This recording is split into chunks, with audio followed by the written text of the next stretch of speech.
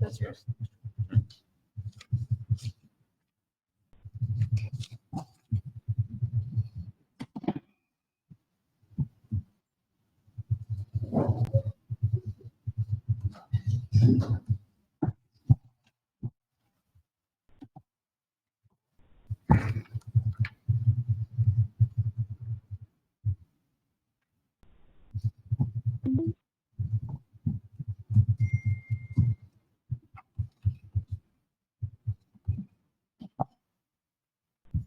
Good to go. Yep.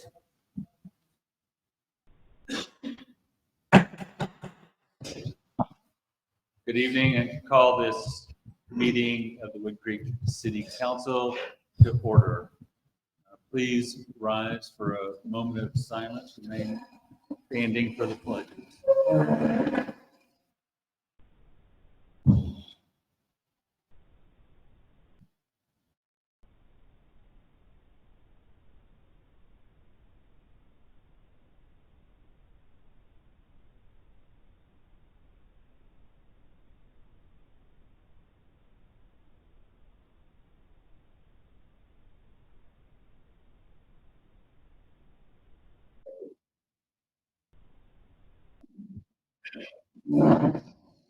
Pledge allegiance to the flag of the United States of America and to the republic for which it stands, one nation, under God, indivisible, liberty and justice for all. Honor the Texas flag.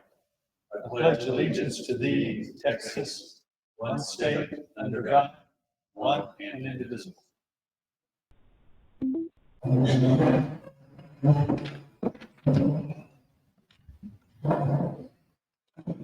Call the roll, please. Mayor Rasko, Here. Mayor Pro Tem LeBrun, Councilmember Brizendine. Here. Councilmember Drummer, Here. Councilmember Hines, Present. Councilmember Poe. Here. We have a quorum present. We can proceed. Are there public comments? Nobody signed up for public comments? Okay. I do have one that was submitted that I'll be reading.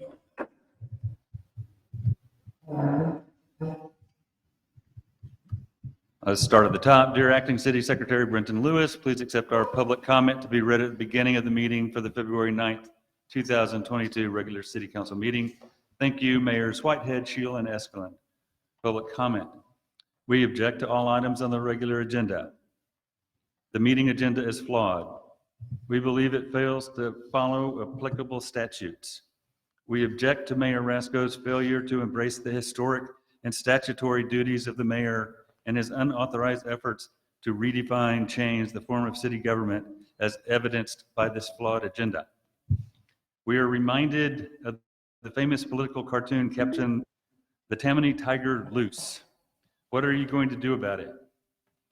Urban reformers saw the strong mayor council form of governance as an answer to this question. It served as a potent response.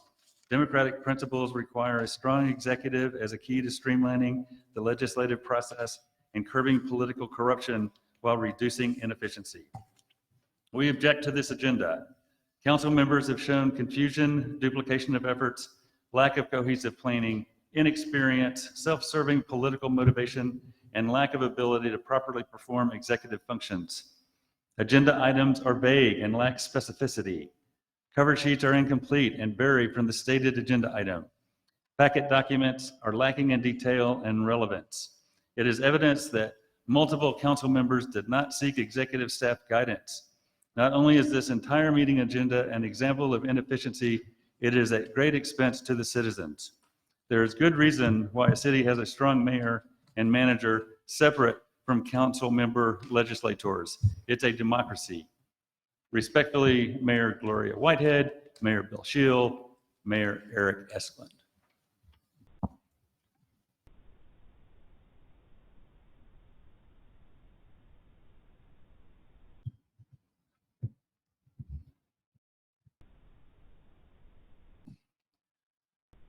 And we'll move to the consent agenda. The first two items, approval of the city council minutes from January 12th and council members from January 26th. So entertain a motion to approve the consent agenda.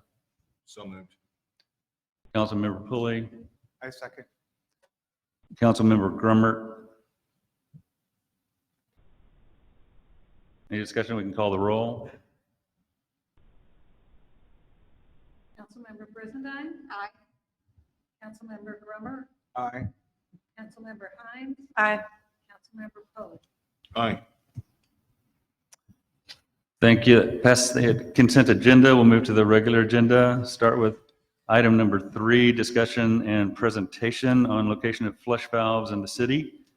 And we have Chief Carol Sikos with us to answer any questions we might have. Thank you very much for being here. Chief, if you'll step up to the lectern, and it does help to use the microphone. It's really more for the video than it is for inside. So.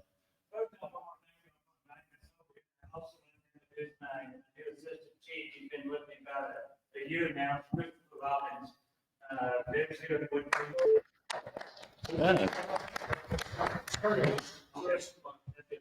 So currently he's getting ready to move to Woodcreek North. So anyway, but understand I'm supposed to be coming and talking about the hydrants, flush valve y'all have here. But just real quick, I'd like to give you just a brief history of what the fire department has. Right now, apparatus that we have 3 engines. One of them carries, or 2 of them carry 1,000 gallons of water. One of them carries 750 gallons of water. We have one heavy rescue truck that we use for Corvettes and everything like that. We have a quick attack truck. It's made for some of the unknown type. We get a lot of calls of unknown. It could be smoke in the area. We don't know what it's a structure. And we send this quick attack truck out and handle a structure fire until everybody else gets in it, handle a Corvette, and handle a bus fire. So it's a quick truck. Gets out there. We have 2 tenders that carry water. One of them carries 2,000 gallons of water. One of them carries 1,500 gallons of water. We have 5 bus trucks, various lengths from 300 gallons to 500 gallons on bus trucks. We have 2 command units, and then we're getting ready, hopefully, at the end of this month, first quarter next month, water rendering. When you start talking $650,000, $700,000. Most engine I'm offering going up, we pay $21,000 for it. And it does the same thing to the $600,000 fire truck did now. Don't let me understand. The bus department now is on a full-time basis. We have one shift that's got 3 people. Hopefully by the end of this month or next month, we'll have 2 more people hired. But we've got 3 shifts. They work for 48.96. So they're on 2 days and they're on 4 days. And then plus we have chief officers that go along with them. So now there's very little delay. We're up and out the door usually within a minute. Which is a big improvement over the volunteer where sometimes it took 12 minutes to get people down there. Now we get the trucks out. So talking about the I think it's back in 2000, somebody a little bit other than that. They came out with the bill of 1717. And that bill scared a whole lot of people to death. It was talking about our systems and everything and liability and all that. And that time it scared the architects to death and said, hey, the bill said we have to guarantee X amount of water on these hydrants. We can't do that. We not have an earthquake and wake the line and all have fire hydrants. We can't guarantee that. So we're not going to let y'all talk about the hydrants. Well, we went to that with the State Board of Insurance, the Texas Commission on Fire Protection, and Austin, the local government, and we came up with a memorandum of understanding that's being used all across the state of Texas right now. It relieves in the liability. If we, the only thing we have, when they have the hydrants out there with actually flushing valves and piping system, that if they don't work, they put it back. Other than that, if it's not back over, we can use the hydrants and throw out. We've got a few rules that we can't do. We really can't back it because we can, force the line apart and stuff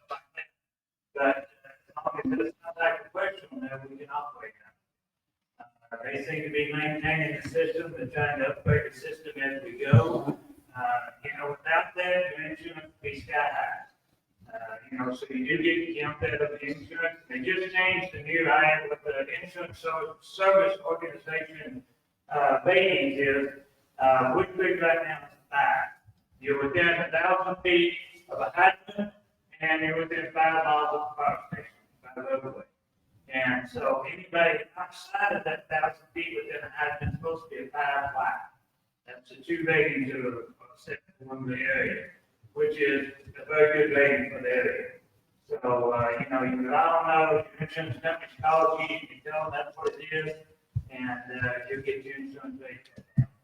But, right now, with our protection, we can use a hydrant. We haven't had really any problem of finding dead hydrants.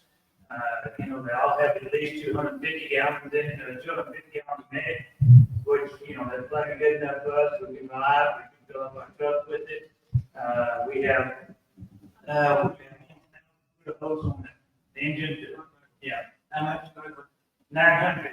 So we can go down and put it with, from a hydrant to a hydrant. We've got down in 2 trucks, we can add more to it if we have to go a little bit farther, from a hydrant. We do bring water with us. When we come to a truck fire here, most of the time we'll bring at least 1 engine and 1 gender. So that's 2,500 gallons.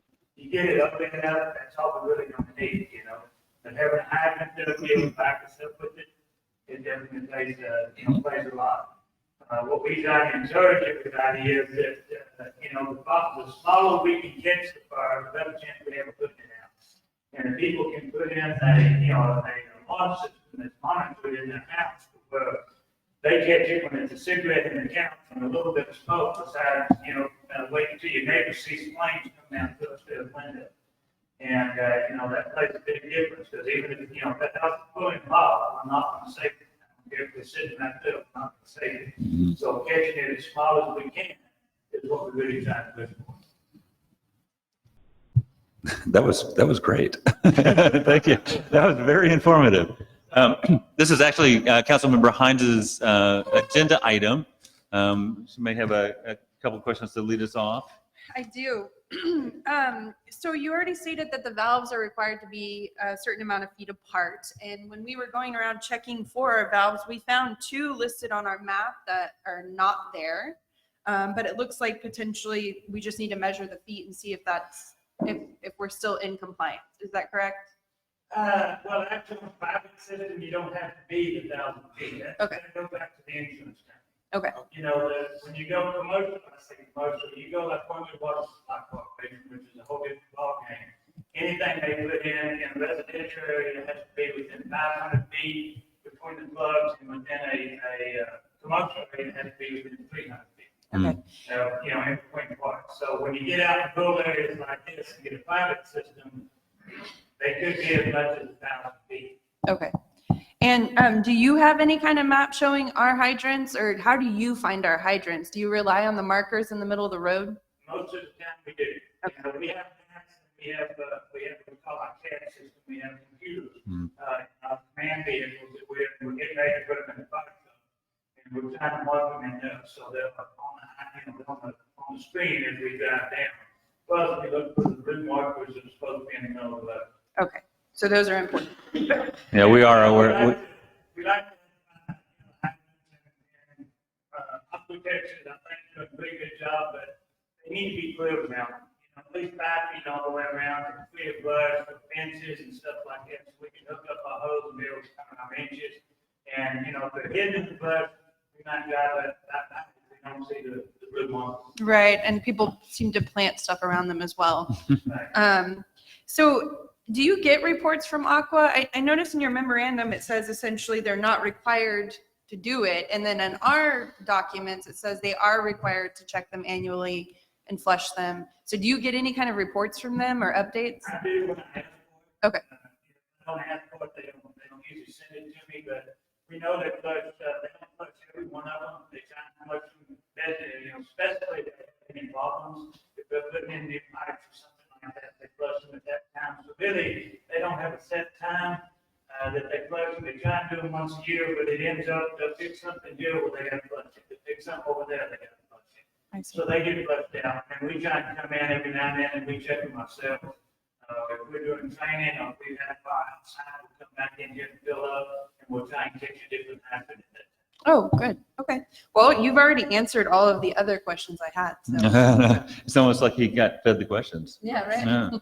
Yeah. Actually, I have kind of a question just for the citizens watching at home and gonna be picking up on this, and then we can report out. But you said that just clearing out the space around the flush valves, if it's on your property, is a good thing. What are a couple other just really smart things for? And you mentioned fire alarm, especially monitored fire alarm. But I would guess keeping weeds down, and I mean wildfire would be a pretty significant problem if it got started in Woodcreek. In the city here, most every place I live, you've got lawns, you've got nice lawns, but it's gonna be real hard to get those started and do anything. I know if you get, little meadows, some of those, you get fairly large lots on salt yet, or they're just hard lots that's got, red city hall. Those cause a problem this time of year. This thing goes down at this time of year, and you go around to it. So, we got to encourage everybody outside of the municipality that, you have garden hose on the inside of your house. That, if there's a bad fire or something, you have the garden hose and put it out. We don't encourage people to try and put out house fire. If your kitchen gets on fire or something, and it's a stove or, a skillet on the stove, throw some baking soda on top of it, and put it down. Other than that, if you have a fire extinguisher, yes, keep the fire extinguisher to the side. If it's something major, we don't want you to walk outside the house and take it. And it's- One good weather, the super heat area, and you're good. Yeah, it's just 911, right? It's not what, that's what we have insurance for. So, but we do recommend, it's like a back door where you normally go in and out, so that's the nice thing you think about. There. We actually keep propane tanks and stuff like that. Garage, you kind of keep it all to the side. Fire that I don't have to worry about some propane bottle inside that don't let me on me and kill some of my firefighters. I don't want that. So we actually kind of keep outside and on the deck or something that we can kind of at least. Other than that, that's about what the city just has to do. Yes, Okay. Go ahead. Councilmember Foley.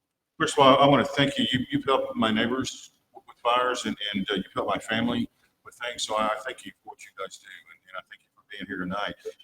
Yes, sir. So I want to make sure I understand that between the hydrants, between your own pumper capabilities, we're okay in terms of being able to put house fires out. yes. And we also, this, we have, Ordinance county that back this up. With another, food or gender with, food. So we have other mutual aid that will come in if there's something major in here that will come back. Yes, sir. I know that's true. I've seen you guys in action, and it's really respect that. I've got a couple of older neighbors that I worry about with their smoke alarms. They're up high and on their ceilings. Will you guys help folks out with that? If we're calling, we'll come help you take those down, whatever. Okay, yeah, because I can kind of still do that, but I worry about some of my neighbors, and that's important, as you said before. So again, thank you for your service, sir. Thank you. Yeah, they just called the office down there, 847-3536.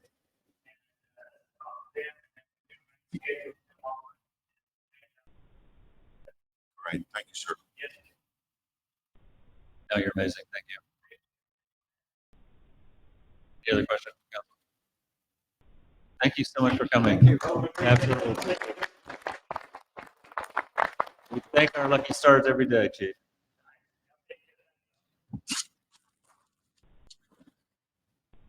All right, regular agenda item number 4, discuss and take appropriate action to request the newly created Ordinance Review Committee to review the Woodcreek Code of Ordinances in depth and report suggested changes in code and structure to the City Council as an initial task. This is Councilmember Roberts. I second. Second by Councilmember Hines. Mayor, Councilmember Roberts. So initially, what I was thinking is we're creating a ordinance review.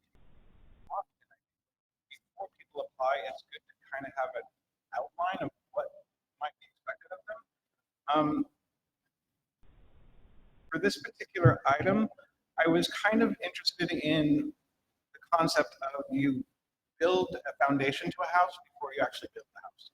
So perhaps to begin with, it would be to review the code, and I understand that Brenton had already mentioned that there's a 93-page document already previously that they could start from. The 93-page document was done before the new code went into effect.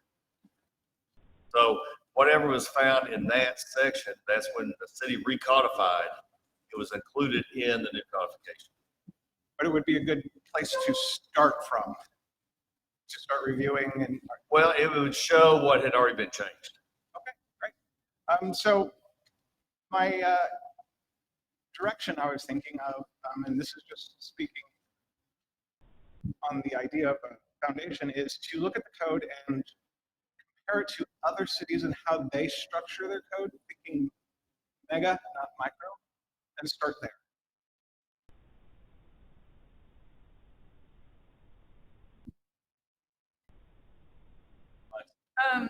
So I just want to say I love the idea of systematically reviewing and updating our code. So obviously, maybe since we have a new official committee, this seems like a logical first step that you're requesting.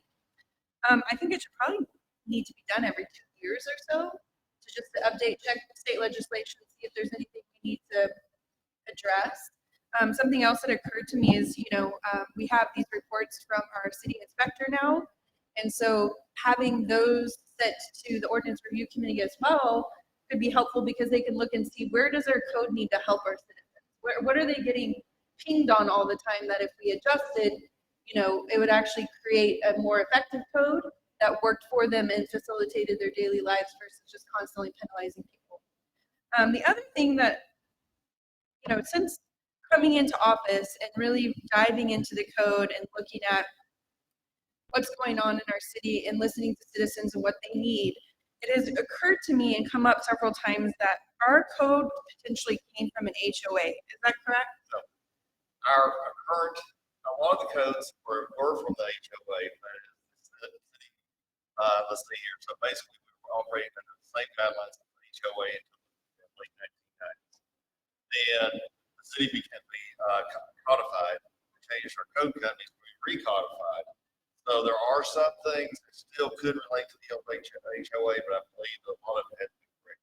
But it could be a mixture of both. So where I was going with that is my concern is that, with the type of city we are, the state has to specifically tell us what we can do. We are not a type of city that can do anything unless the state says not to. We're not a home rule city. We're a type A general law city. So we have to follow state code. And my concern for our city is that we have items in the code, and I'm not going to rattle off a list right now, that are not aligned with state code and are potentially operating like an HOA. And like we looked at with the political signs, the state gives HOAs or POAs a lot of maneuverability, meaning they have a lot more ways to kind of restrict things. So like a HOA could restrict political signs only being displayed 90 days before an election, but a city cannot do that. So I think them looking at our code and really checking it would be important because we might be operating erroneously out of, state law and based on kind of where our code originally came from. And so those are my concerns. And then there's just the last thing is looking at how this impacts our code enforcement, and the money we're paying for that service. Force code that could potentially not be aligned with state. All right, thank you. I would like to point out, though, that in our code of ordinances right now, or the city code, that when you go to the very last section, it references everything, every section that we have in the code as to what the Texas code is. So it does show that's where we are getting. Right, so we need to double check all of that because there's also been, I think. Well, the they're codification company, when you do that, when we send them a new ordinance, they check everything. And then when they reprint the code for us, which it's every 6 months or a year now, I can't remember. every 6 Every 6 months, that is corrected online showing And right now I'm looking at section 30.16. It is under the Texas Code Criminal Procedure Article 2.12. And so that's where it says, this is where it gives the city the authority. Okay, can I ask one more question then, along? Go ahead. So how did the masonry thing slip through? I know that we identified that it needed to be updated, and if the coding people, the little gremlins in the system, right, are checking all of these things, The city still needs to update their code. right? And Okay. at that time, because it was in the zoning code and no public hearings had been scheduled to go through and do any work on the zoning code, then the council at that time decided, just don't enforce it because it is unenforceable, and we knew we couldn't enforce it anyway.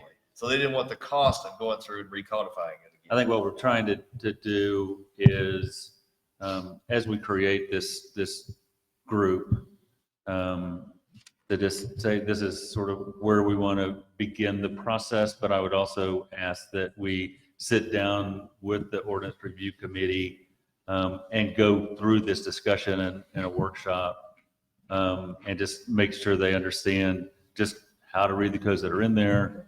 I mean, what we're trying to do is lay groundwork for the ordinance review committee, make their jobs clear and easier. So, I don't know, did you have something to add? Fair statement that when the system that we use for the codes, they will tie in a new ordinance to the statute, but there's not a period where they go back and do a full autopsy and then determine if anything is out of date. And the thing is, if I can interject something, that we went from one code company to another code company, and they did update what they could find. But that was pre that new law. right. So I mean, the point is, it's not like anyone has dropped the ball. No. We simply didn't say, here you go, company that we're using, please do a deep dive and determine if anything doesn't comport with state law. I mean, that could happen, but. Well, and like the city attorney saying, because when you do that, that is a complete codification. You have your city attorney, you have the code attorneys, you have everybody involved in going line item by line item. Now, when the 93 page document was prepared, they found a lot of areas where one code said one thing, another code said another thing. So they wanted to get that straightened out. And I would suggest that's what this ordinance review committee does, is go through and see where we have those conflicts. And we've talked in a couple of meetings now that one of our goals here, and I think it starts with the ordinance review committee, is to take a look at all of these things, put them together so that P and Z can look at all of these things at once instead of doing it piecemeal. So that's kind of what we're talking about setting up here, right? And basically, P and Z would only look at anything that was in 154, 155, Right. and 156, or the land use. Right. And everything else just comes straight to council. Right. But the same thing applies. It's just like whoever is going to be making the final determination and making recommendations to the city council to get it all in one place and get it all done at once. Yes. So, any other discussion, or can we call the roll? Just real quick. Go ahead. Yeah, I just want to make sure that I think we all understand that we do not want our ordinances to be in conflict with state law, right?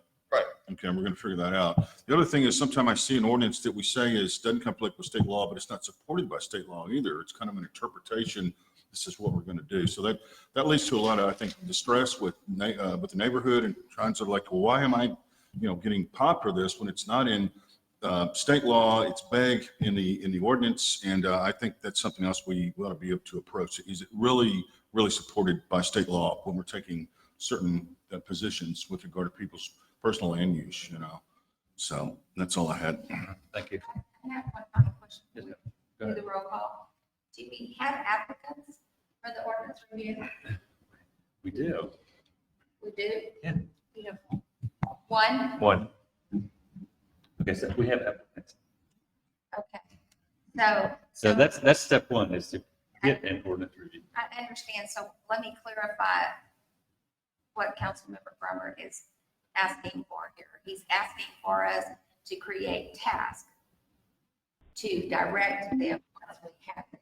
Right. And the procedure for putting that ordinance review committee together is for each council member to submit 2 names, one as a member, one as an alternate. So it's going to be on each of the council members to put forward applicants. I didn't know that. That was in the original book, correct?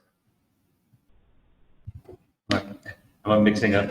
No, Mixing up? that's accurate. I think we were waiting to see who applied and then potentially Yeah, we drawing wanted from to that have pool. applications to sort of make that work, but in lieu of applications, we will pick up the phone. Judy, and if I may, Please go ahead. Judy, sorry, Councilmember Brizendine, sorry to be so casual. What I was also thinking of is it could help possible applications coming in because people go, oh, that's what they're going to do. And that's why I was trying to establish some kind of basic groundwork. I think all these ideas are great, but what I was putting in was this idea of looking at the basic structure of the code. Does the outline of our code work for our city? And does it compare to other cities outlining their code in this way? Like just the structure of it. It's like start mega, and then later we get into the deeper parts, because I think any foundation should start solid, and then you can build up from there. Isn't that what we want the ordinance review committee to do though? Correct. That's what Okay. this motion is. Okay, It's- that's what I I'm was asking. asking if we could create that task to give to the ordinance review committee. Gotcha. That's the motion. Can we vote on the motion? Call the roll, please. Councilmember Foley, Oh, I'm sorry. Aye. Councilmember Hines, Aye. Councilmember Brizendine, Aye. Councilmember Brummer. Aye. And the motion passes unanimously. Item number 5, discuss and take appropriate action to request the Comprehensive Plan Advisory Work Group to review the subdivision and zoning ordinances, specifically as they apply to minimum lot sizes, and make recommendations to the Planning and Zoning Commission to remove contrary language in the subdivision ordinance and updating specific zoning requirements by zoning designation. That too is Councilmember Grummer's motion. I move as written. Second. Mayor, may I? Seconded by Councilmember Hines. Go ahead.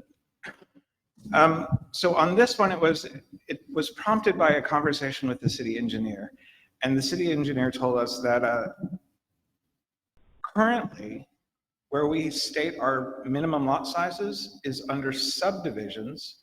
And he said that that's the wrong location for it. It actually should be under the designation of the zone. So SF1 would have a lot size description to it. SF2 would have a lot size description to it. Every zone would have their own individual descriptions. It was Brenton's idea, council, sorry to be all casual tonight. It was a smaller space here.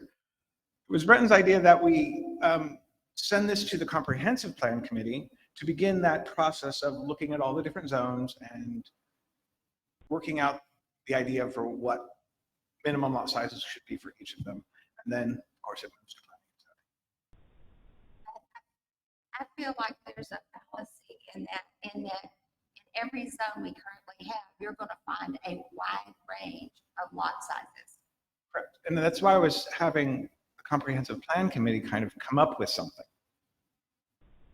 and use their best information to gather information about a zone and come up with an idea and then present it to planning and zoning, and then planning and zoning get to discuss it and explore it, and then it comes here. So it's an involved process. That's one of the things that, as we've looked at the comprehensive plan itself, that has been pointed out to us, is that zoning is a really big part of the comprehensive plan. And so the way I look at this, and maybe I'm wrong, but the way I look at it is kind of like we were talking about the Ordinance Review Committee, that the comprehensive plan group, as they're looking at the entire task, and in this case specifically zoning, that they would put all these pieces together so that it goes to P and Z, because in this case it would be P and Z, but it goes to P and Z in coherent fashion rather than piecemealing, zoning questions, because there are other zoning questions that are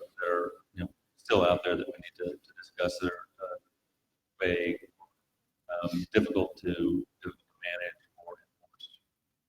Mayor,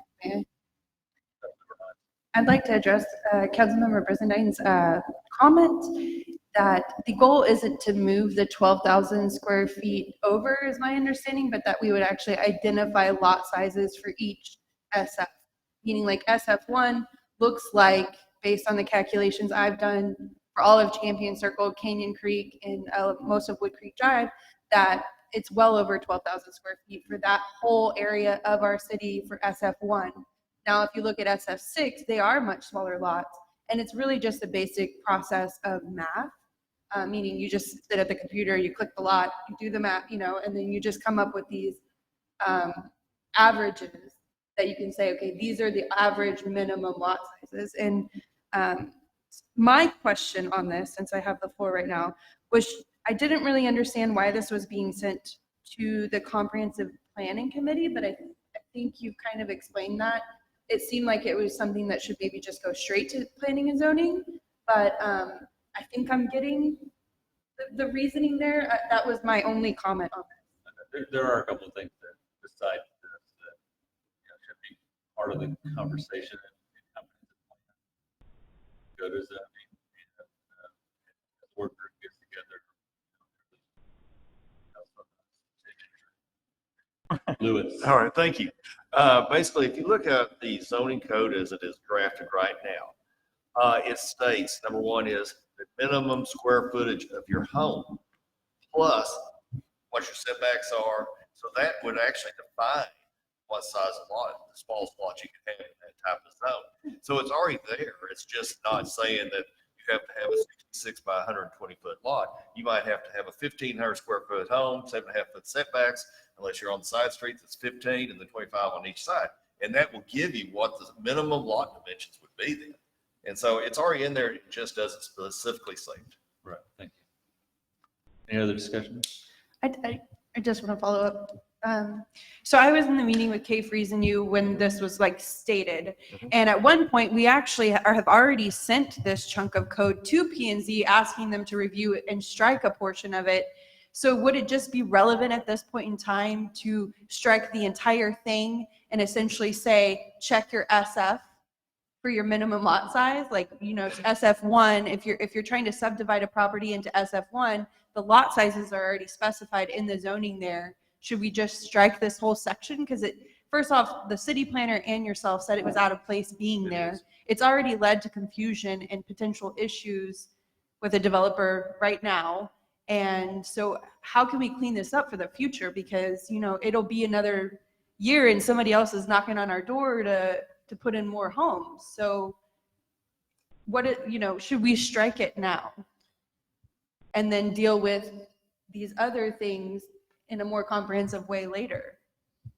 Okay, I'll strike the minimum lot sizes out of the subdivision area. Right. Both you and the city planner said that was out of place. It It is out does of not place. belong there, and it's Yeah. confusing because it says we have minimum lot sizes of 12,000 square feet, and then it goes and it contradicts itself and says, but actually you can just do whatever you want. And so we have a problem. Well, The and- problem needs to be addressed more immediately than these other, larger bodies are going to be moving, because there's a lot of math involved with calculating lot sizes and averaging them and, several steps. So Well, and when you look at when you look at 155, I believe it is, that is on subdivisions, new subdivisions. But when you go into our zoning code, then it talks about this is your minimum lot size that you can basically build a house on just because of the setback requirements. I understand. And so basically, striking the 12,000 and the other minimum, I don't see, it could be done, and it might be best to do it now on both of them. But we're still going to look at what 156 says, that if you got a 1,500 square foot home, your lot has to be this size. Yeah. That's it. Okay. Yeah, but you don't, under the subdivision lot, under 155, I'm willing to bet the city doesn't want to remove the lot minimum descriptions, because if you do, there's then mandatory approval under state law. And so if you take out those lot size restrictions under 155 and someone puts in an application to subdivide and they say, hey, listen, you don't have any lot minimum sizes, you've got no basis to reject based on lot because size. they have to, when they put the application, it's based on their plat. What are they zoned? SF1, SF6, SF whatever. So like if yours, the only place where this could potentially be an issue is in the ETJ. And the 12,000 square feet, I believe, is also part state code potentially, The right? what part? What is the requirement? It's our water source. The state requires if you're tying into a city water source, that your lot has to be 12,000 square feet, right? So we leave that portion, but I'm saying that the confusion that has erupted from this being in our subdivision code is a problem. And we need to address it in a potentially more immediate fashion than sending all of this stuff through these. I'm saying we do both. And Right. I'm asking, is that prudent to go ahead and strike No. that Look, subclause where no, it gives you a buy? if you want to strike 4-4, yes, because that's the carve out that gives the council discretion. Talking about 155, 4. Right, that's fine. If you want to, I'd like to strike that. I don't like that. but the difference is not 4-3, because if you at this point remove that minimum without connecting it in, then you're not going to have any lot size minimum under your subdivision ordinance. Great, And if okay. someone sneaks in a plat application, then they would have a strong argument for that getting rubber stamped without any minimum, and that could create a whole host of I problems. see that. Mayor, may I? Go ahead. Question to Councilmember Pooley. Did I hear you attempting to make an amendment to strike 15544? Let me make sure. I think I am, but let me look at that again. Bear with me. Already sent it to P&Z. Oh, you have? Yeah. Okay. I don't like that. So if we can strike that, that'd be great. But Deborah's saying, don't worry about it. But yeah. I All right. second. I want to do the right thing. I'm coming in late. I don't like Not really on the 155. agenda. Yeah, that's, It's really not on the agenda. I agree. Discuss and take appropriate action. Well, it says to And it's make in the packet. recommendations to the Planning and Zoning Commission to remove contrary language in the subdivision ordinance. So basically, the motion says to send it to P&Z. Can I make an amendment to that? It sounds like we shouldn't remove it, right? That was what I was pressing there to get. So should we amend to not say remove, but address minimum lot sizes in SF1? Leave that one portion where it says the 12,000 square feet. As we've already sent this to P&Z and requested they strike that second portion. We have sent that to Yeah. P&Z. So I know. maybe we shouldn't, what I'm hearing is we should also leave it under subdivision potentially. So 43. am I understanding? Yes. 43, yes. Yeah, 40, that's what we're saying. 43 stays, 44, we already recommend be Yeah. stricken. So we don't need an amendment to do that. It's already on the Okay. table for P&Z. So let's Thank clean you all for this up. I'm clarifying. not sure what we're voting on. Well, the motion is as written on the agenda. I mean, we can call a vote and we can, Well, I second, sorry, excuse me. Heinz second. Heinz is second, which is to not use the word remove. Correct? I didn't hear it. Could you repeat? Did you make that? Did you? I make that requested the amendment to change the language because it says remove contrary language and potentially what I'm hearing is we should leave a portion of it in subdivision. And so, Don't make a change until you've got a comprehensive change that ensures you do two things. One, get the subdivision ordinance the way that you want it so that you've got appropriate lot minimums. And two, tie it into 156 without being needlessly duplicative. All I'm saying is if you slash one portion at this point without having the answer comprehensively and collectively, you could open up the door to a bad result. I'm pulling. Okay. The part that I don't like is 155.44 that gives an out. Right. Small lots. You're saying we got to keep that in until we go through this whole process, or? No, I'm not saying that. I was just saying, don't take out the lot size minimums collectively Okay, from 155. I think you're pretty darn safe in striking 4-4 if you want to, because 4-3 is still there. yeah, that's But what I'm don't saying. take all of them out. No, I wouldn't take all of them out. I don't like 4-4. That's the one that bothered me. I think it's a loophole to allow high-density development here that we don't want. And so I don't know if we can do that tonight or not, but We- that's, I think. Oh, we've done it. Already in That's what I'm P&Z. saying. I revoke my amendment. I think that the language is actually fine, and I think that the message or request is going to be understood here. So the motion is basically just saying, P and Z, please Comprehensive Don't- plan. don't, Sending it to the comprehensive I'm plan. sorry. It is to send to the comprehensive plan I'm sorry. committee and then make recommendation to planning and zoning. Which we don't have. Who's on the comprehensive plan? It's, The whole work group, myself, Aurora, a member from P and Z, and a member from Park so far have been contacted and requested. and there, it is on the calendar. well, I think there's some validity to that. I don't want to send it to a committee that, is not operating, but if they are, fine. But I want to move on it, so if that's going to work, then I'm okay.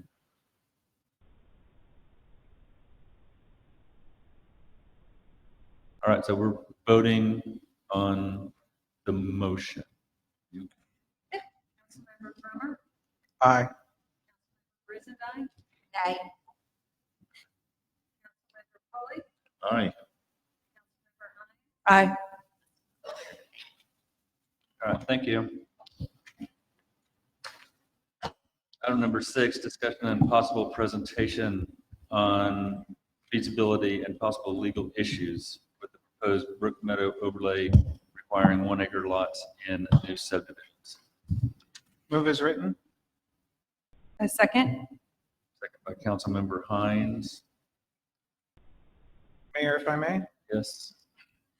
I'm going to just ask some simple questions to Bud Whitemore, if that's okay? Sure. Thanks. Does a city have the authority to create lot size minimum requirements? Yes. Does Woodcreek currently have code speaking to lot size minimum requirements? Yes. Who grants the authority to the city to create lot size minimum requirements? State law. State law. State law. Yeah. Is it a common practice for a city to have lot size minimum requirements? Yes. Are there any limits placed upon a city by state law as to the size the city may create lot size minimum requirements? What do you, I want to make sure. Is there a limit, as in the city cannot create a 100 square foot lot, or a city could not create a 200 square foot or 2,000? Chapter 245 provides broad authority to regulate lot size and dimensions. Great, so there's not a limit. Not that I'm aware of. If the city creates or changes the lot size minimum requirement for an area, does it change the boundaries of existing plats in that area? No.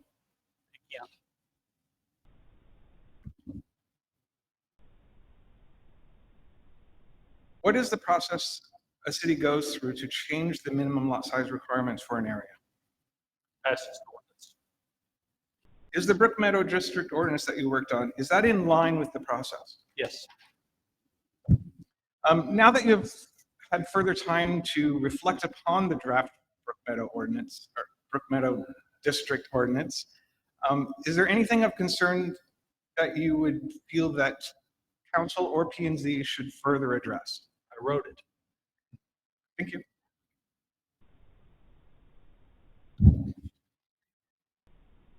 All additional questions? Go ahead.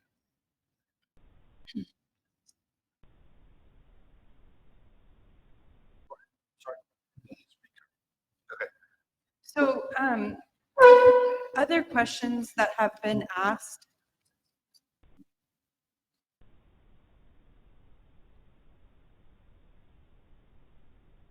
I'm sorry. Go ahead. So, other questions that have been asked in meetings in the last year about this topic, that I just want to have answered one more time and by you specifically. Does this impact selling off of lots owned by a single owner? So if one person owns multiple lots, can they still sell off one of their lots? Yes. Does this impact adding a second home on a single platted lot? Anyone can do on their property what is consistent with the Code of Ordinances or consistent with a variance granted under the Code of Ordinances. And if that includes building a second home, and it is hypothetically possible. No, our code does not allow it. If someone allowed it, all I'm saying is, if you look at the zoning classification right now, Right. my understanding is that it would say for the Brook Meadow overlay area, you got one lot, you got one home. Does this prevent subdivision in the future? Subdivision of what? Could someone still apply to have subdivision? Could they request a variance for a differing lot size? Say they have an Absolutely. odd shaped piece of property Yes, and they have a nice sized lot, but it's not quite 1 acre. Could they request a variance? yes. And is it common for cities to recognize neighborhoods in this manner by establishing districts? Overlay districts are common in Yeah. Texas. Okay.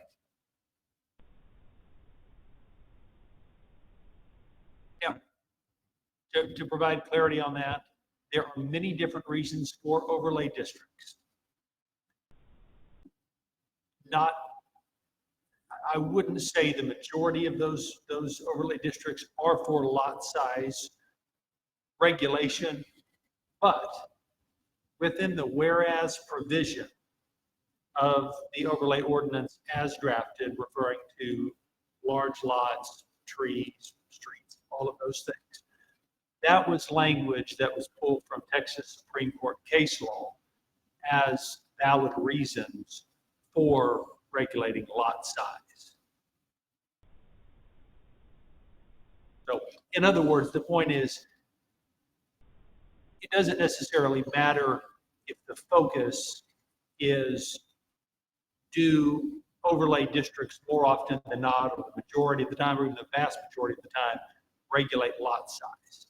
It's enough that Chapter 245, the Vested Rights Act, recognizes the right of cities to regulate lot size into their Supreme Court case law, interpreting that those reasons stated in the whereas or the recitals of the draft ordinance are valid reasons. So the item number 6 deals with possible legal issues surrounding the overlay. In your opinion, are there any legal issues that would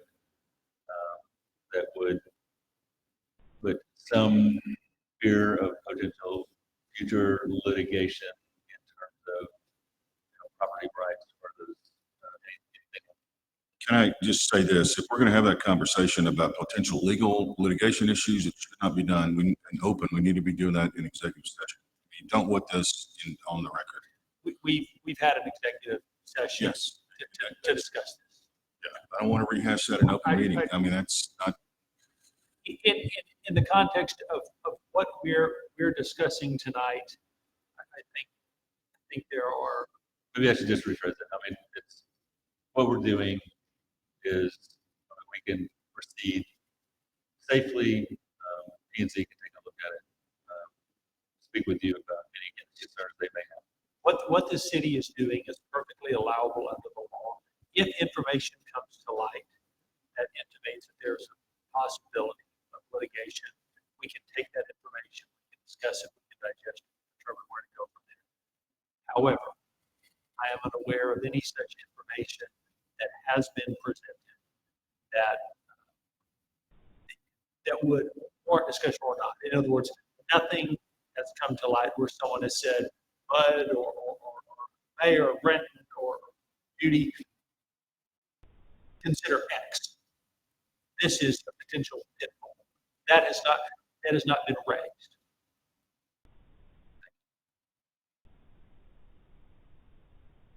All right. Okay. Move on to item number 7. Discussion and possible action on an amendment to City of Woodcreek Ordinance 22.-299, 151.03 to clarify structural requirements and what a building permit requires. Have some.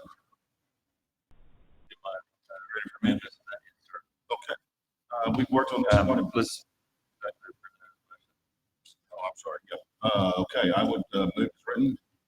Second.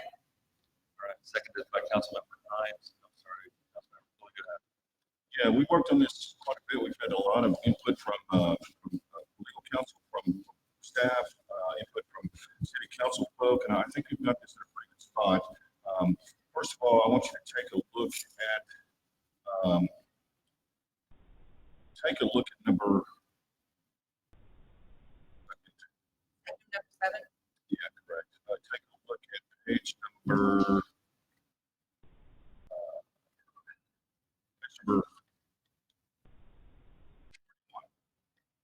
What I've done is we came up with a workable, I think, approach to dealing with, when you need a permit if you're going to, alter or work on your building.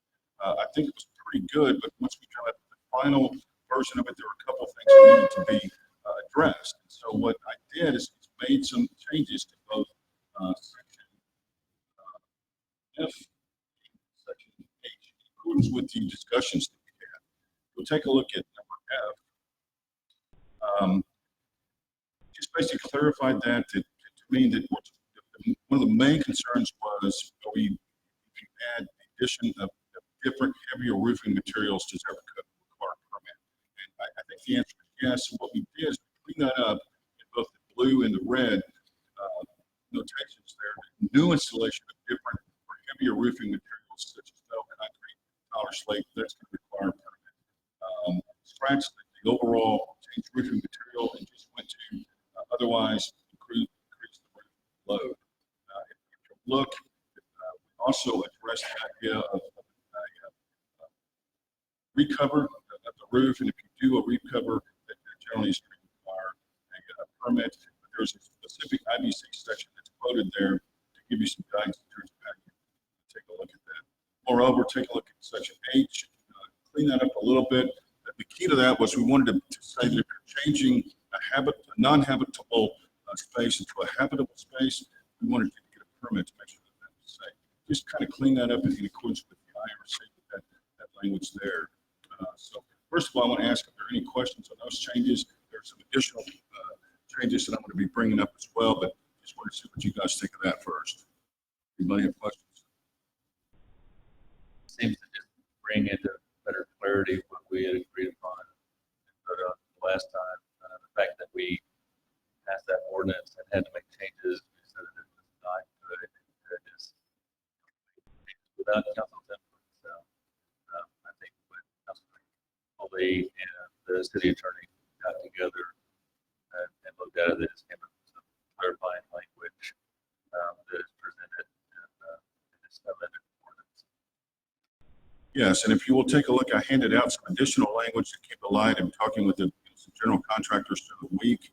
If you look at the section I gave you guys, in section C, we added, when we talked about structural changes and how you define that, structural changes are the cutting away of any changes to load-bearing wall, partition, or significant portion thereof, because it's not a load-bearing wall and you're doing something like basic, like adding, say, a medicine cabinet to it, you should need a permit for that. So we're trying to just get back to the basics of structural changes. Normally, has to do with load-bearing walls or a significant portion thereof.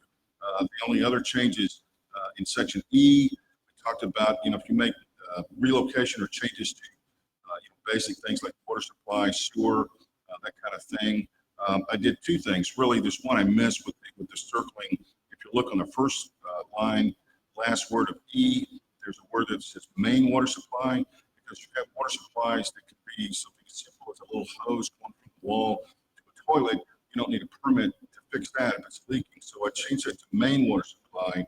Also, in terms of sewer, just to clear the provision that we're including septic, because we're not all on sewer, some people are on septic. So those are the changes, I think, after talking with you guys. Also get some feedback from contractors over the week. So that's what I'm proposing. Question of those amendments to the ordinance. I know that this is very important to get this adopted, but the ordinance that was included in the packet is the one the public has seen. These other changes have not been given to the public for to look at and see if they would like to have any public comments. It is council action on what they would like to do, but this did not make it till today. I would like to suggest an amendment that we include the words load-bearing significant, including septic and main, as dictated in this document here. I second. Seconded by Councilmember Brummert. Vote on the amendment. Councilmember Hines, Aye. Councilmember Pulley, Aye. Councilmember Brummer, Aye. Councilmember Brizendine, Aye. Thank you. That passes unanimously. Okay, I'm voting the amendment, the amended ordinance. Councilmember Brummer, Aye. Councilmember Brizendine, Aye. Councilmember Hines, Aye. Councilmember Pulley. Aye. Great, thank you very much. And so this will get posted to the paper and, Well, we'll go through the same process. process of the pre-codification, posting it to the paper. It'll go in effect after publication. okay, thank you. So timeline on that, so would be, when will I have this ordinance to be signed and in place? Well, you will go, whenever the ordinance is prepared, you'll go ahead and execute it. But it does not go into effect until it's been published in the local paper. Okay, so we're talking about, Maybe Couple of Thursday of next week or the Thursday all after right, that. thank you. Would it be helpful if I get it and say, yeah, that's what we agreed to, or just you got to do your thing and I stay out of it? Right now, it's into the process for us. Okay. Yeah. Fine with me. Thank you. All right, item number 8, discussion of the comprehensive plan survey results and walking trails, including what direction the city council may give to the Platinum Panel and how the city may begin addressing the need for pedestrian safety. Possible action is to be taken to request that city staff begin to research grant funding options and locations for trails and or alternative methods for promoting pedestrian safety, such as road stripes. Councilmember Hines. Move as written. Second. Second by Councilmember Grummer. Councilmember Hines. Okay, so the goal of this, why I'm recommending it, is because I wanted to have some of the things ready for the Platinum Panel to begin addressing. And so potentially the city could gather this information, collect it in a place, and have it ready to go so that when they start meeting, we have kind of some of this stuff outlaid for them so they can begin sort of compiling the information and coming up with a larger transportation plan for our city. The other thing is this has been really important to me prior to even being a council member. I actually started a petition to get walking trails in our city. I fought to get questions about it on the comprehensive plan survey. I believe that pedestrian safety is very important to many in our city, and I believe it's an area that is currently lacking in how we protect our citizens and keep them safe. So in a previous meeting, City Manager Mr. Lewis mentioned that there are potential funding options out there for this type of improvements for a city. And some of the questions I have for today are, where would these go? The petition I started and what people were talking about and signing on to was putting them along the roadways. And if you look at our comprehensive plan survey results, the highest rated interest showed walking trails along our roadways, specifically something that what I have suggested in the petition was an ADA compliant water permeable trail. The goal could be to link these to the county trail that could potentially go in. And I have further questions, but that's essentially kind of just getting us started in the discussion here as to why I requested this item. Councilmember Grummer. I've looked at this and I also would, if we could also include the document from the previous parks master plan, it actually has a section of trail that we might also entertain, or they might entertain. So it'd be great to have them have that document. It might be a good starting point, or they could also just negate it, but Yeah, it's at least a document. Yeah, I'm sure the comprehensive plan work group has that document. I've looked at it. It's posted online. I didn't include it in this because of the date of it and the potential change in our citizen, but I think that it would be relevant to include in any packet. But tonight specifically, I wanted to verify that there are funding programs for this type of improvement in a city, correct? There are through the Texas Department of Roads, TxDOT, they have a program that's 20% match for trails. 10 foot wide usually is what the requirement is for BADA. There are other ones too, through the several state agencies. So when you say 10-foot wide, what do you mean? Because when I looked up ADA compliant trails, it's not that big. Well, usually what the state requires is so 2 wheelchairs or 2 motorized carts or whatever can pass on. Okay. But they will let you go down, and as you go through certain areas of, you can go down to no more or no less than 5 foot. But then you have to have passing lanes, basically, is what happens. Okay. Makes sense. All right. Councilmember Pulley? How does this tie in with, I know there's a presentation coming up about, I guess, walking trails in the area. They're working on the Kyle Road project. Are we tied in with that, or does this tie in with that process in terms of capability and funding and that kind of stuff?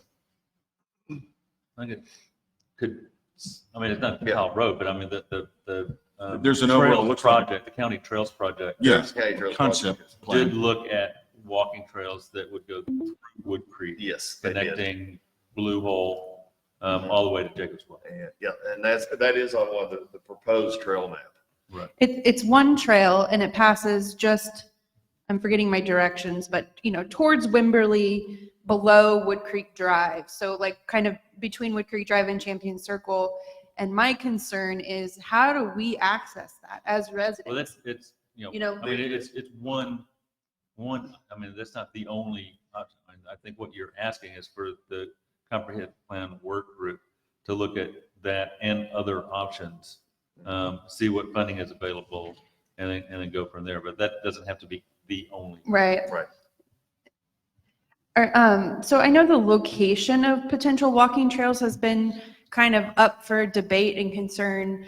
And I know that people are worried about moving mailboxes or any kind of landscaping that they have if we were to look at putting these near the road.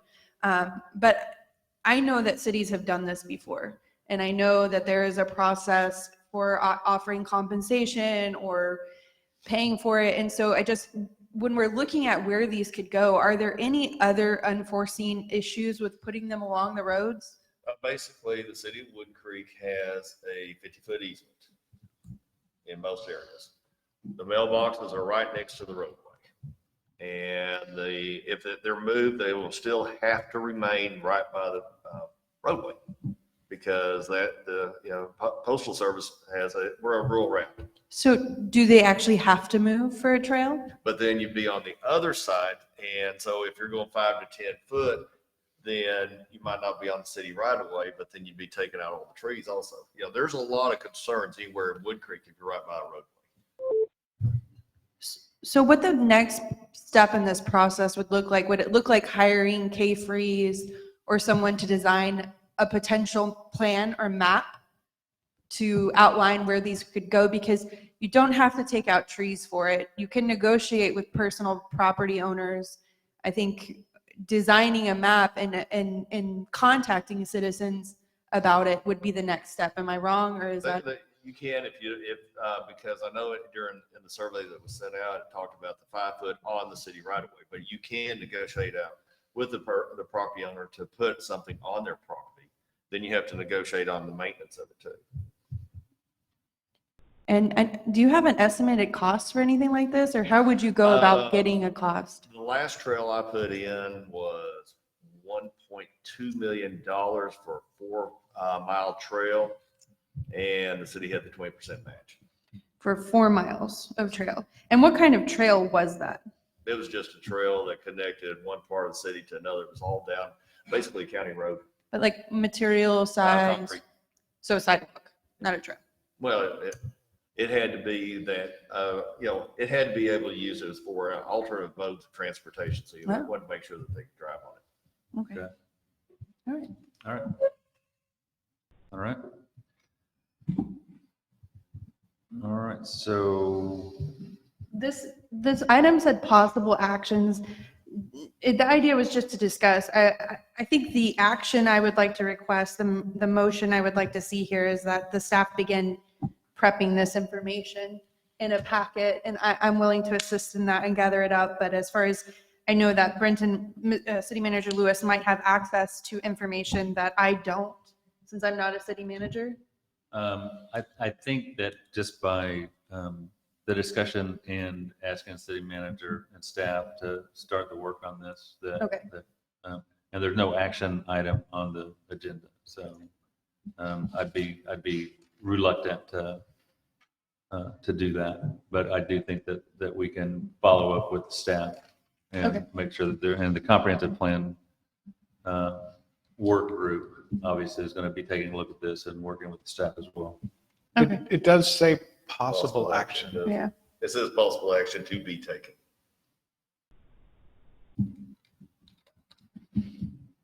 Did we want to discuss Okay, well, go the, ahead. I mean, I'm sorry, I remember reading that. It's just buried. Usually it's up at the top, and I did we want to discuss road stripes at all? That's on here and has been presented by citizens, and I know it's something that you and I have discussed before. Has the city looked into that ever? Yes. Can you elaborate? Okay. So basically, anybody that's taken your driver's test, you know that if you have a solid white line, that stripe is not supposed to be crossed. Then also another concern we have, which, if you put a dotted line in there, if it's 18 inches wide on each side of the road or 2 foot, the question could be raised, is that a safe zone for the pedestrian? So it's anything's possible. It's just, we have to look at every avenue on this to make sure that our citizens are not put in jeopardy because they feel like they're in a safe zone. I know several cities that have a white stripe and 10 foot before they get to the curb. And they have bicyclists thinking they have the right of way, but they don't. Right. Yeah, so, because the ones that have actual bike lanes marked, that makes a big difference because that has actually been shown to do that. Also with our roads, most of them being, the widest one, I guess, would be Brook Hollow, and the widest point's 22 foot wide. Your driving lanes would be shrunk down to almost a 1-lane road in some areas.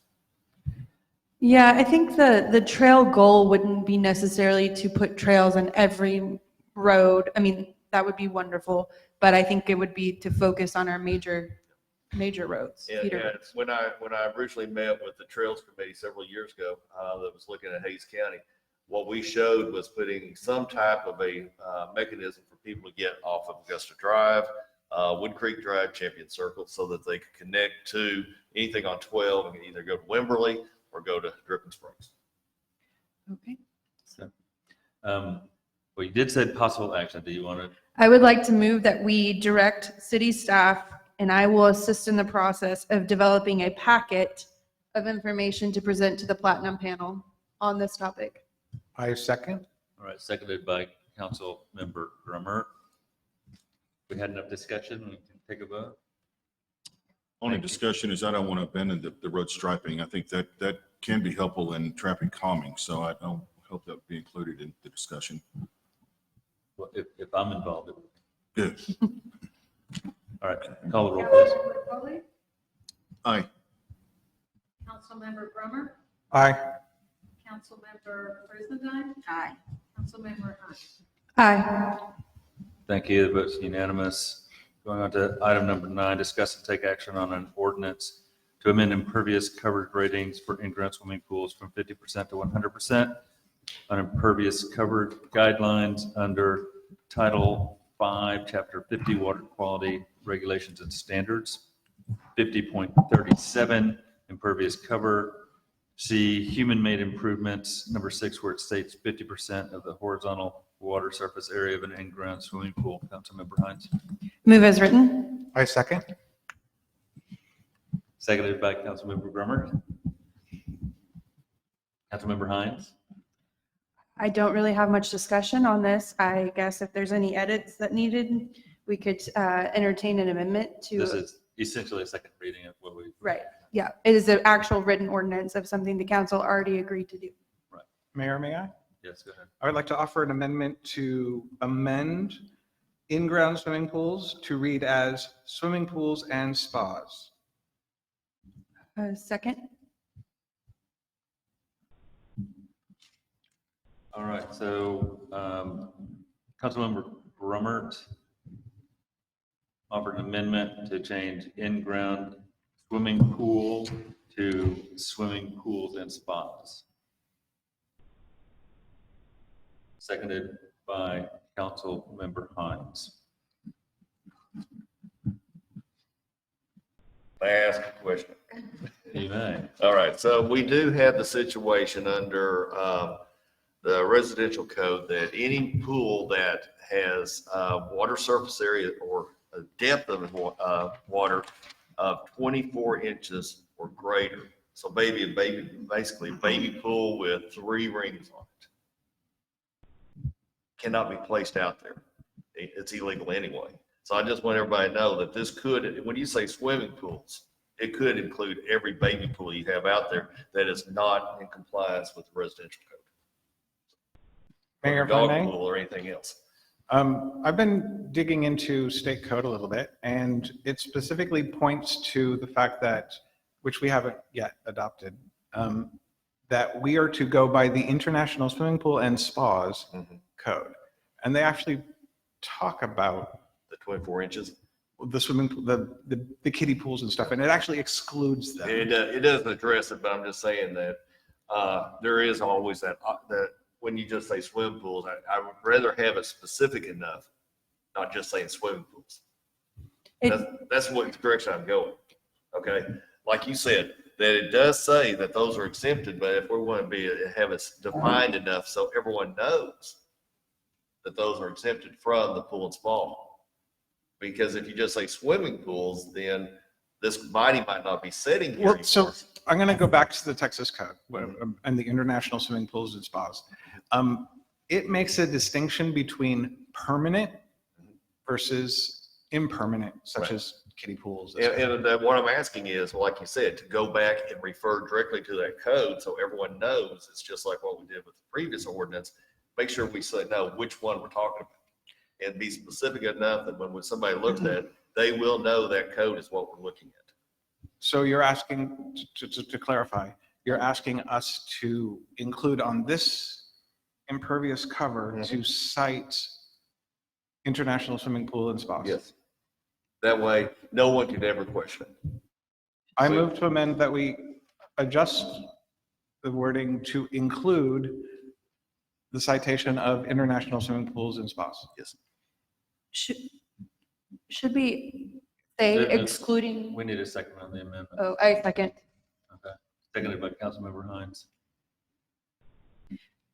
Go ahead. Should we, okay, so we have an amendment on the table now to strike in ground and add spa to the end. Should we add an amendment that additionally states excluding kiddie pools or those under, I know by citing the code, but we've talked about how when we just kick a citizen to another area, they might not always go look. And so I'm just offering, should we just say excluding kiddie pools or those that are temporary? How about we go the opposite direction, and rather than a negative, we state it as permanent? Okay. Okay, I like it. So rather than the word in ground, sorry to continue the amendments, I offer an amendment to state, rather than the word in ground, we replace that word with permanent swimming pools and spas. Yes, Councilmember Brizendine. What was that? It is a second on that. Second. Well, people have spoken. Councilmember Brizendine. Well, I have an issue with removing the word in ground because that means that we're not changing impervious cover on above ground pools. They're not allowed. I'm sorry. I know they're not allowed, but we have them.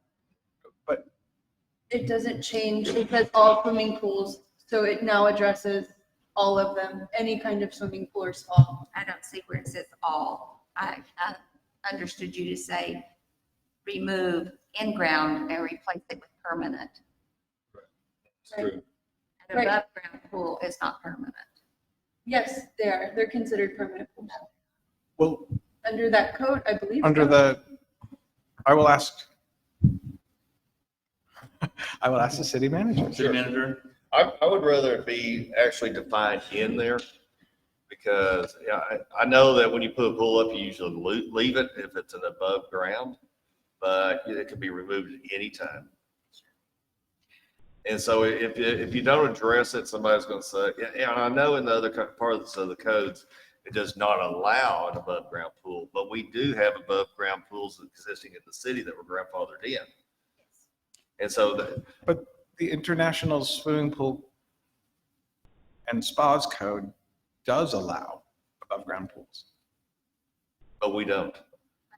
Yeah, I haven't read that into like whether we have that ability or not. We do. It's in the zoning code. Well, I understand it's in our zoning code. I'm just Yes. saying, I don't know that it's handed down to us, but go on. Mayor, may I? So we're writing the code for the whole city, not 3 homes, right? So right now we have a handful of above ground pools that are currently grandfathered in. They've been there for a long time. They cannot improve them or replace them per our code. I'm not sure our code needs to address them because it's already addressed. They're not allowed. And I know that we have a few. And those scenarios, if they go to do anything, are going to have to submit, and you're aware of the addresses.